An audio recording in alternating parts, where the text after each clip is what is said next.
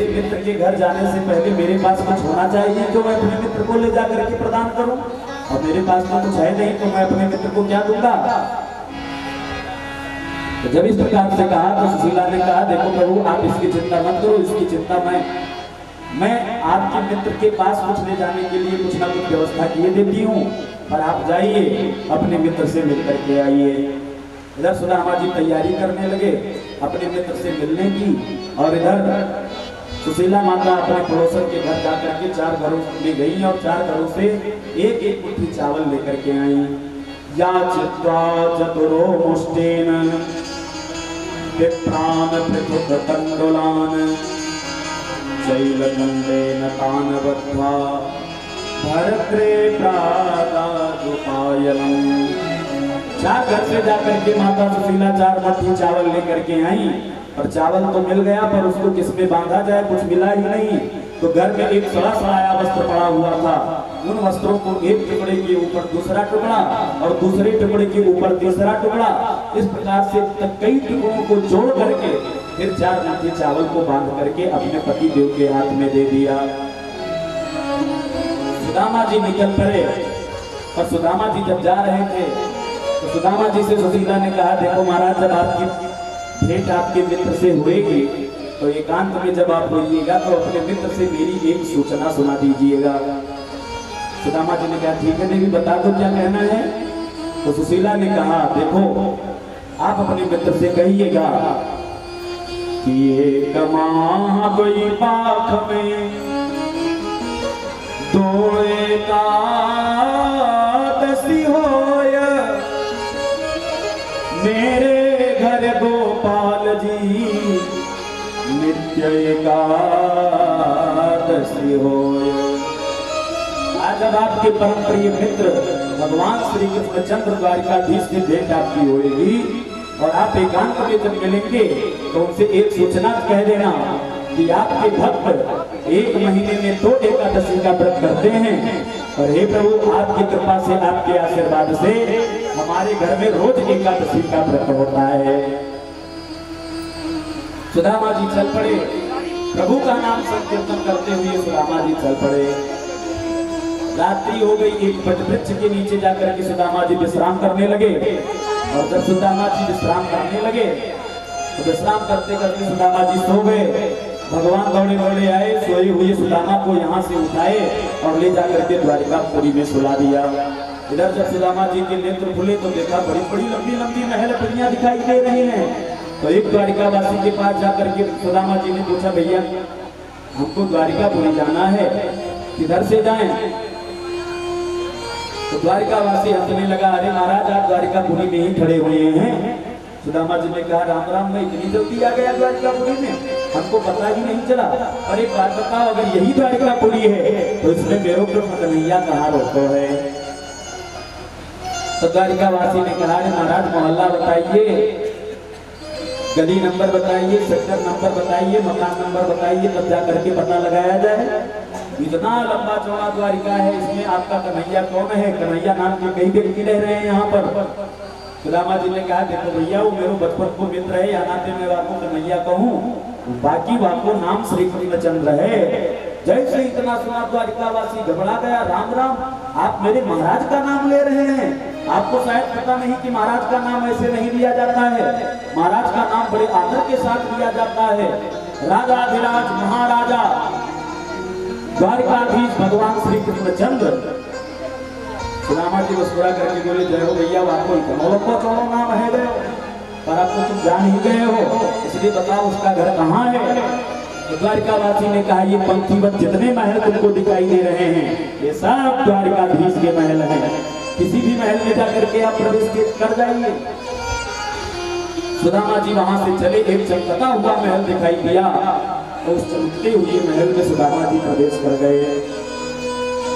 भागवत जी के अनुसार सुदामा जी सीधा प्रवेश कर गए, और नारायण दास जी ने बड़ा सुंदर वर्णन किया है कि जब भगवान सुदामा जी जब अंदर जाने लगे तो द्वारपालों ने रोक दिया कि आप कहाँ जा रहे हैं। पर भागवत जी के अनुसार कोई द्वारपाल नहीं रोका, क्योंकि एक बार भी द्वारपाल ने रोका था। कौन?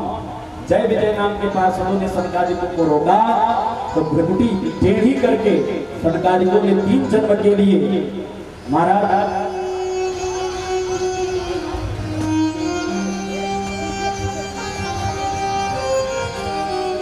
चलते हुए महल में जाकर के प्रवेश किए। वो महल और कोई किसी और का नहीं, अपितु भगवती श्री रुक्मिणी माता का वो भवन था।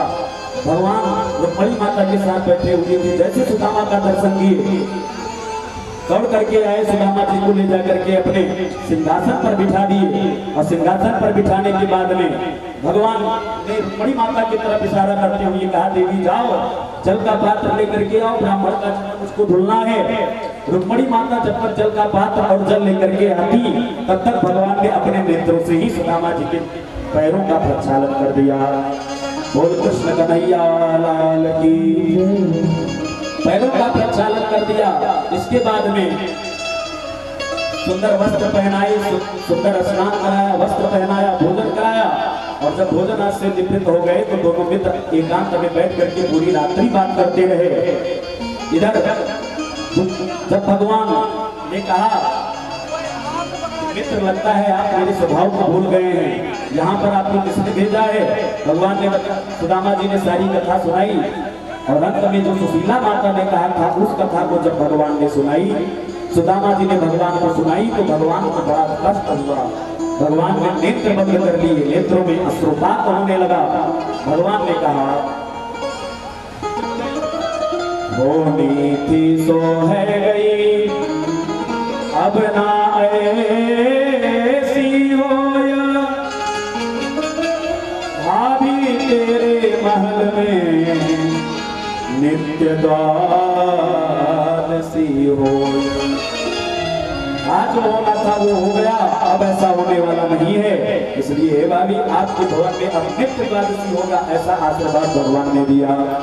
तुरंत विश्वकर्मा को बुला करके आदेश दिया, जाओ सुदामा के घर को बिल्कुल द्वारकाधीश की तरह बनाओ। इस प्रकार से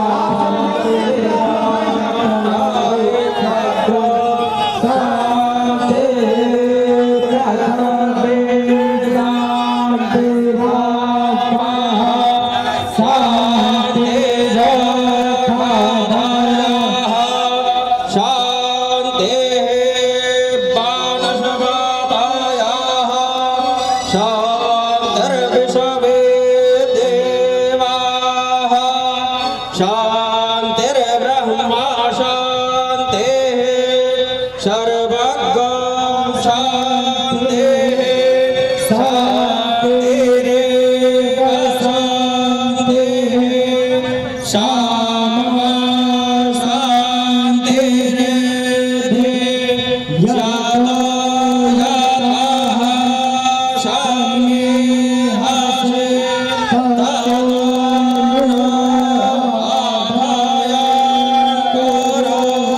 शान्तिः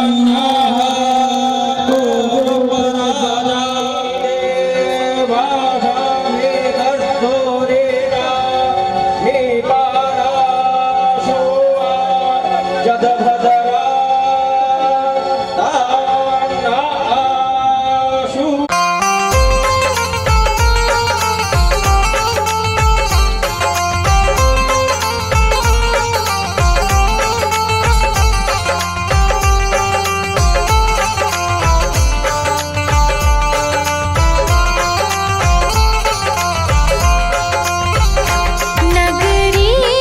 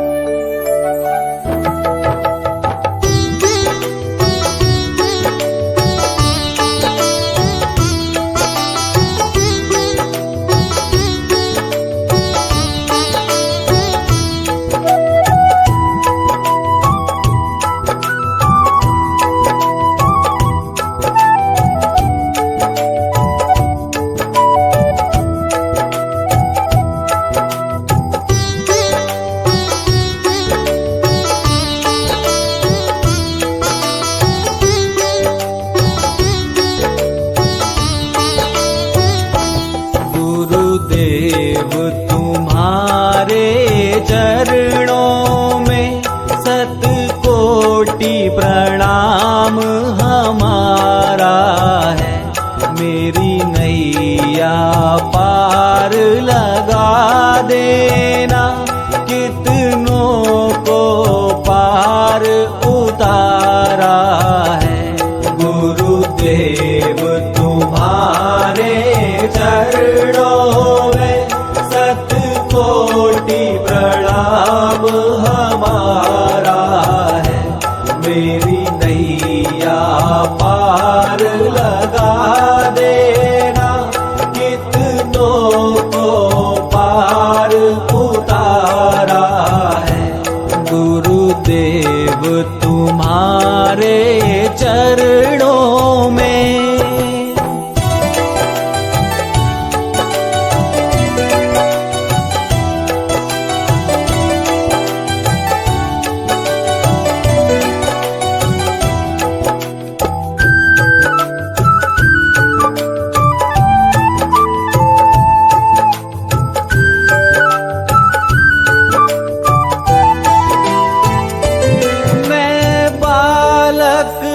अबुध तुम्हारा हूँ, तुम समर्थ पिता हमारे हो।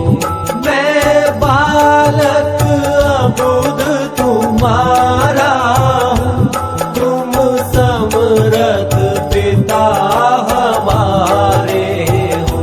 मुझे अपनी गोद बिठा लेना, दाता लो भुजा पसारा है। मुझे अपनी गोद बिठा लेना, दाता लो भुजा पसारा है। गुरुदेव तुम्हारे चरणों में शतकोटि प्रणाम हमारा है। मेरी नैया पार लगा देना, कितनों को पार उतारा है। गुरुदेव तुम्हारे चरणों में शतकोटि प्रणाम हमारा है। मेरी नैया पार लगा देना, कितनों को पार उतारा है। गुरुदेव तुम्हारे चरणों में।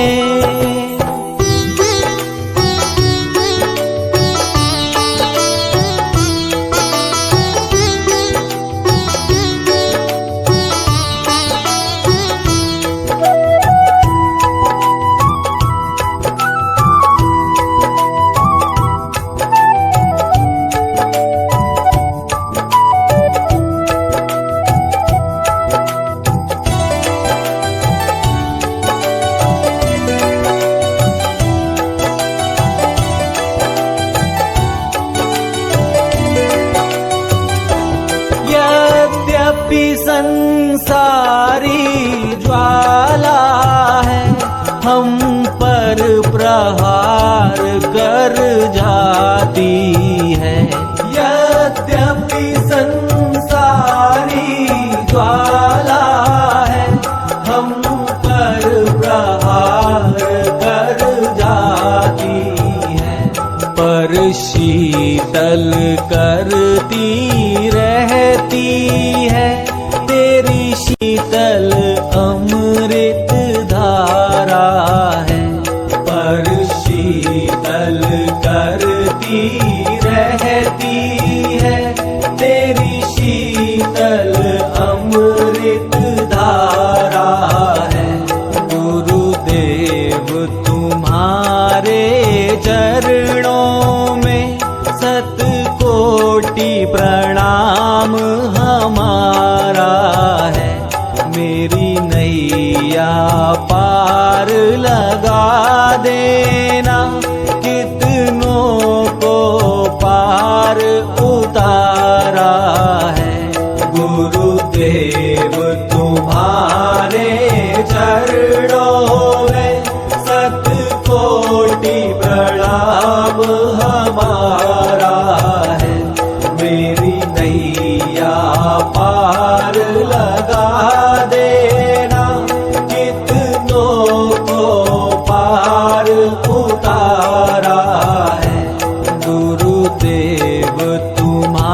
तुम्हारे चरणों में।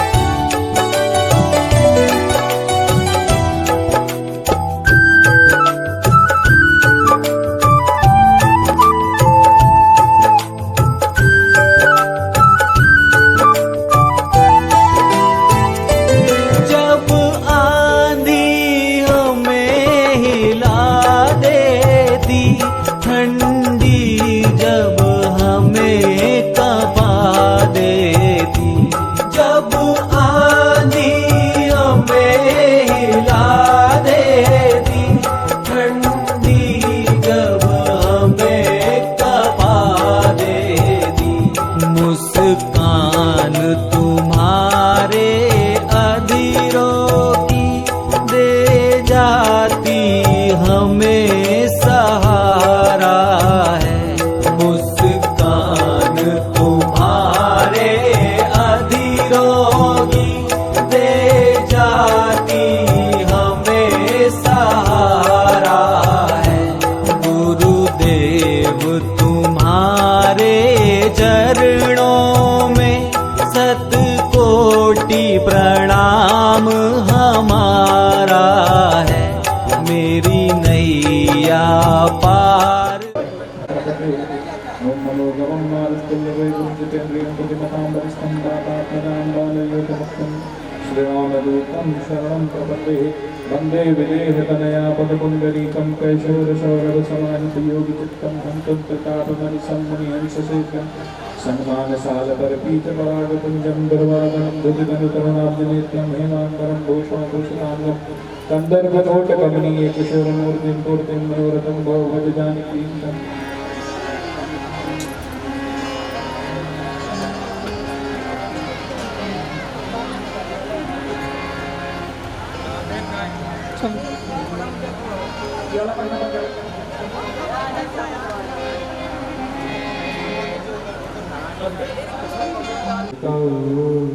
रघुनंदना समुदितौ मुदितौ रघुनंदना समुदितौ मुदितौ रघुनंदना। पूज्य व्यासपीठ और उस पर विराजमान हमारे छोटे अनुज विमल शास्त्री जी, बेंगलोर से आए हमारे दिनेश पांडे जी। अंजनी सिंह जी कहाँ चले गए? साहब कहाँ चले गए? पवन जी हमारे भारतीय जनता पार्टी के महामंत्री सिंह साहब, राजेश सिंह, पवन जी, हमारी ये पूरी यहाँ लालगंज की ये सांगीतिक की जो टीम बैठी हुई है, सबको सबका स्वागत अभिनंदन। श्रीमद्भागवत महापुराण की कथा आज विराम ले चुकी, अभी कुछ बाकी है। आप छोड़ के क्या हो गए? छोड़ के नहीं गए, चलिए। श्रीमद्भागवत महापुराण की कथा यहाँ पर हो रही है और खूब ढेर सारी माताएं यहाँ पर उपस्थित हैं। आप सभी को प्रणाम निवेदन करते हुए, सबका स्वागत अभिनंदन करते हुए भगवान की कथा हो रही है। अब सुन ले हमारी बात, ये माता जी हमारी बात सुन लो, अब बतियाओ ना सब लोग। भगवान की दिव्य कथा हो रही है।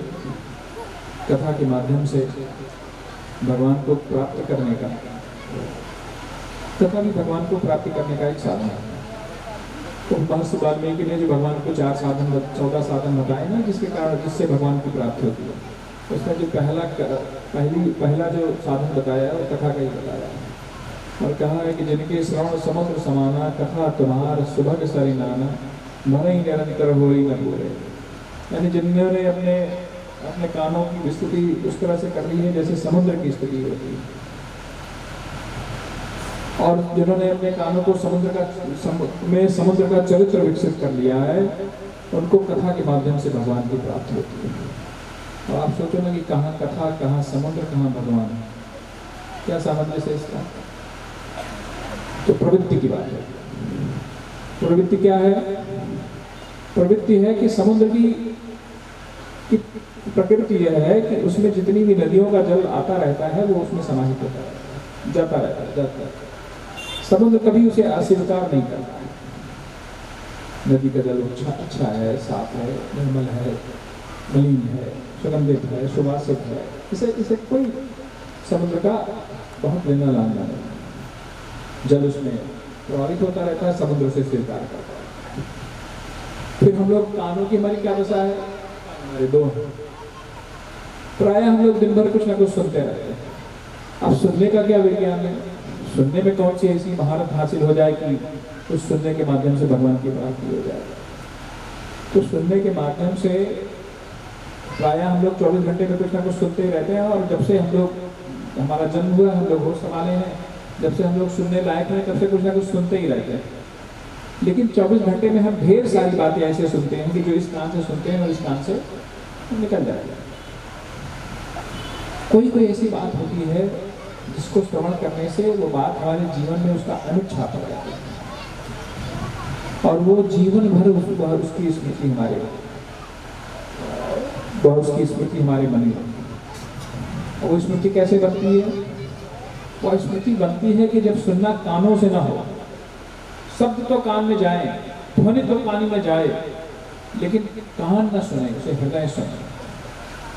जब हृदय कोई बात सुनने लगता है, हृदय कोई बात ग्रहण करने लगता है, दिल की गहराइयों में कोई बात उतर जाती है, तो बात उसका उस तथ्य का, उस बात का साथ जीवन भर है। भगवान की कथा सुनने का कान, जिनके कान सुनने में, भगवान की कथा सुनने में जिनके कान दौड़ हो जाए और वो कान दौड़ होकर हृदय जिनका प्रमुख हो जाए, तो वह कथा की सरिता सीधे हृदय में जिसके समाहित होने लगे और वह हृदय की प्यास ऐसी बढ़ जाए, उसकी पिपासा ऐसी बढ़ जाए कि वह इतनी आकुलता, व्याकुलता उस व्यक्ति के अंदर हो जाए कि जहाँ पर भी भगवान का गुणानुवाद हो, उनकी कथा हो, उनका चरित्र हो, उनकी लीला हो, उसको सुनने के लिए व्यक्ति, उसकी व्याकुलता, उसकी व्यग्रता, उसकी पिपासा अगर बढ़ती जाए तो उस व्याकुलता के आश्रय में, उस व्यग्रता के आश्रय में, उस प्यास के आश्रय में गोविंद की प्राप्ति होती है, भगवान की। कथा जब भी सुनने जाए, कथा मनोरंजन मात्र नहीं है, कथा सामाजिकता मात्र नहीं है। हम लोग बहुत से लोग सामाजिकता के अवसर पर चले जाए, बहुत से लोग हमारे यहाँ कथा सुनने आए, इस कारण से कथा सुनने चला। कथा श्रवण हो तो गोविंद के स्मरण में श्रवण, कथा श्रवण हो तो श्रवणेंद्रियों की भूमिका नगण्य हो जाए और कथा में हृदय की भूमिका प्रमुख हो जाए, हृदय से कथा ग्रहण की जाए, तो भगवान उस कथा के माध्यम से प्राप्त है।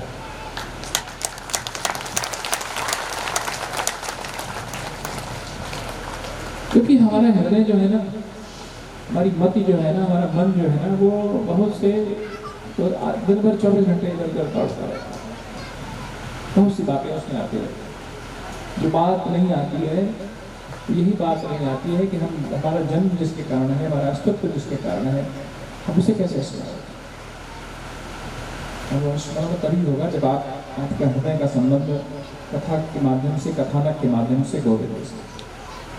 ये जो यहाँ पर श्रीमद् भागवत महापुराण की कथा हो रही है, यह कथा बहुत से लोगों में वह हृदय की प्यास जागृत करने का माध्यम बने, ऐसे मेरी मंगल कामना है। ऐसे मेरी व्यासपीठ से श्रीमद् भागवत महापुराण के इस मंच से आप सभी के लिए मंगल कामना है कि भगवान आपको वह प्यास प्रदान करें, वह पिपासा प्रदान करें, वह व्यग्रता प्रदान करें, वह व्याकुलता प्रदान करें, ताकि आपके हृदयों में कथा के माध्यम से हमारे भगवान पधारे।